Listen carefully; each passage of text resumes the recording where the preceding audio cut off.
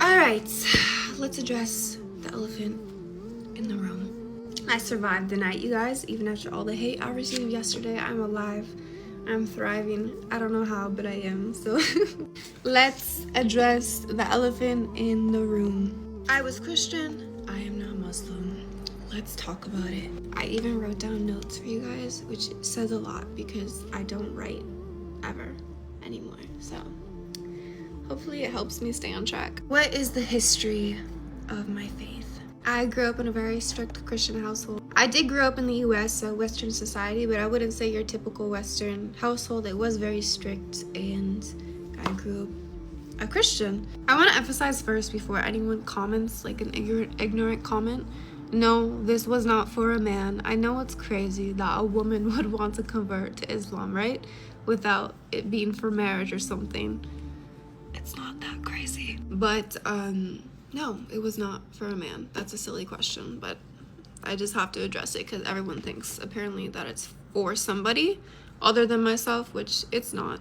Growing up, I took my religion very seriously, and that doesn't mean I went to church every day or like every weekend and only, just memorize Bible verses. I did those things too, but it was the relationship, right? It was actual knowledge of the Bible. It was faith, it was worship, it was praying, it was all of that. It wasn't just the acts and what you see on the outside. I have always and always will take religion really seriously because I believe that this life is just a test between now and forever. What we do here determines where we're gonna go, and it's not something to play around with. So this decision was not rash, it was not fast, it was not just out of nowhere. It came with a lot of thought behind it.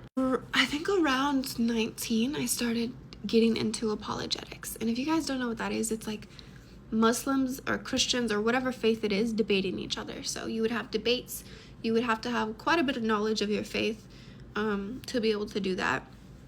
I definitely wasn't like perfect, but I did a lot of research in my own Bible and religion and stuff at the time, so I could debate Muslims.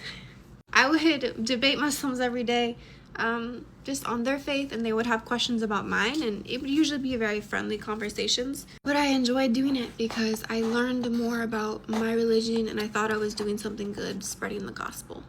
The one thing, though, is that the Muslims never came to Christianity. Why? Because their questions could never be fairly answered, and not just by me, but by other apologists. Not that I'm an apologist, but I did do apologetics. I would ask for help sometimes from my pastor or from my elders because they were very knowledgeable in biblical texts, and they still could not answer things. And they were important things too, things that really made me start thinking. Regardless of all the questions they had and I had, I always stated there is no way I will ever become Muslim. Astaghfirullah. Thankfully that was not true, but I had no way or thought of ever leaving Christianity because I was very grounded in it. I believed wholeheartedly in it, and I had a very emotional connection, and I think a lot of Christians can probably agree, but it was something that I had grew up in and I known all my life, and leaving it just didn't seem logical or even possible, or it didn't make sense to me because I believed in it, right? I was very stubborn. There was no way anyone would change my mind. God had a different plan, okay? A very different plan. One day last year, I decided I'm gonna sit down and I'm going to research Islam and Christianity with an open heart and open eyes for both religions. It was time for me to figure it out and to really, really gain my knowledge and expand it and choose for myself what I'm gonna do. So I did what I said I would do. I studied 8+ hours a day, morning and night, whenever I had time, videos back to back, books, articles, everything you could think of, for months straight, 8 hours a day. I took it very seriously because I think obviously like what you believe in is a serious thing. I didn't tell anyone about it because I knew they would all have their own opinions and I needed to figure it out on my own. I didn't just blindly follow it. I obviously got help from scholars and this and that, and all the questions I had, they answered me in the best way that they could. So one thing I did that I had not done before is actually study the history of the Bible and how it was put together That was a big milestone for me because no one teaches that in church. No pastor talks about it, unless he's like an apologist. Most apologists don't want to talk about it anyways. How the books were decided to be in the Bible and which ones were taken away, and why are there so many different types of Christianity? Why is it so divided? I used to ask these questions as a kid, and I would get different answers for each one, but never like an actual answer.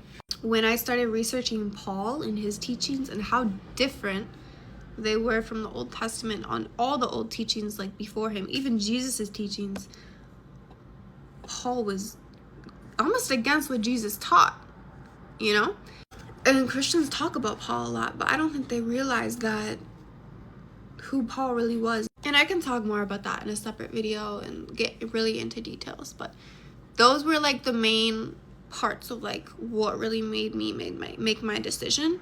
Another part is I, as most of you probably did, grew up in America where Islam is portrayed very negatively, and I believed most of it because I didn't really know any better, I had Muslim friends, as a lot of people do, and of course they're the sweetest people ever, but everyone is always like, well, they're just not the true believers or followers of Islam because, well, they're too nice and they're too sweet and kind.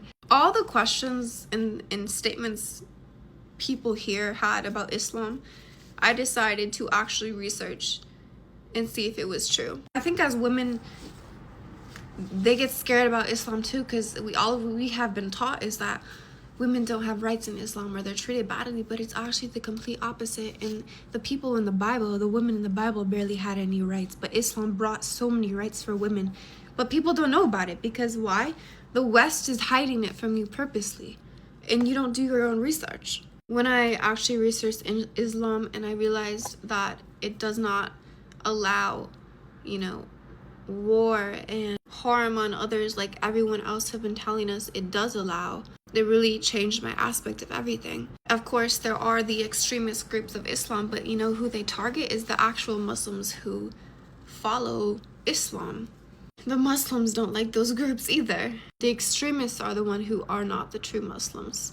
But we've been told kind of the opposite, right? The complete opposite. And it's almost pointless even saying these things because people just don't want to believe it and they're so cold-hearted. So it's almost like I'm saying empty words here because people don't want to listen. But people ask for my story and why I converted, so I'm telling you why. Islam is extreme in the sense that it does have rules, about modesty, but it also gives women so many privileges that they never had before Islam. It bans alcohol, it bans interest on loans and things like that, which literally destroys society. You can see it happening today with all the interests, the alcohol addictions.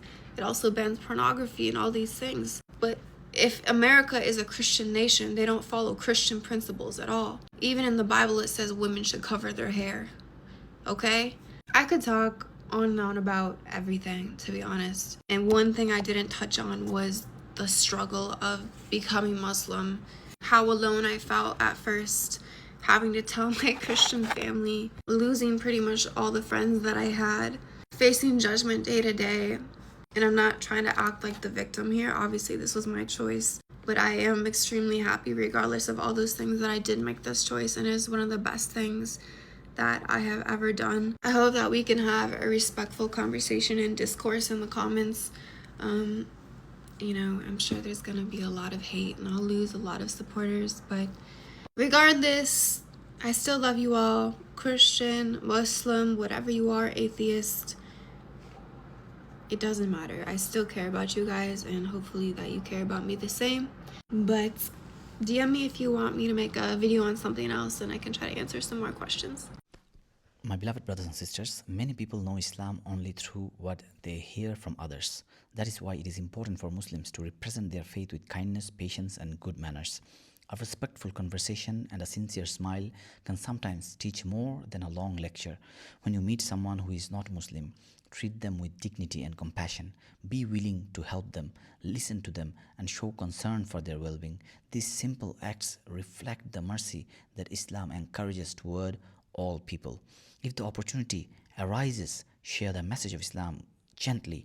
Talk about the belief in one God, the importance of prayer, gratitude, charity, and living a righteous life. Encourage questions and answer them honestly while always remaining respectful and humble. Never underestimate the value of a small good deed. A kind word, a thoughtful gesture, or a sincere explanation of Islam may inspire someone to learn more. Ask Allah to guide people to the truth and to accept your efforts as a source of reward in this world and the hereafter.